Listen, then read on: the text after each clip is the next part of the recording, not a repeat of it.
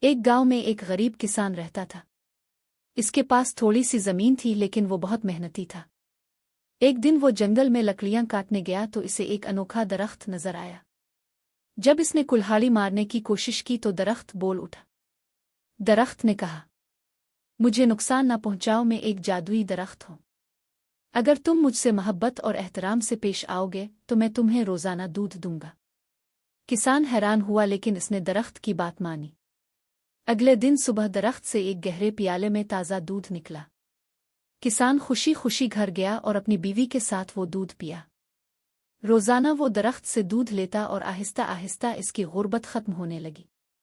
لیکن ایک دن گاؤں کا ایک لالچی آدمی یہ راز جان گیا۔ وہ رات کو درخت کے پاس گیا اور سوچا، اگر میں اسے کاٹ لوں تو شاید اس کے اندر خزانہ ہو۔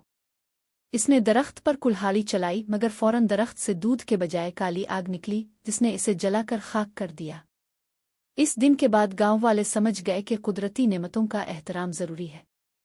وہ درخت آج بھی وہاں کھڑا ہے، صرف ان لوگوں کو دودھ دیتا ہے جو سچے دل سے شکر ادا کرتے ہیں۔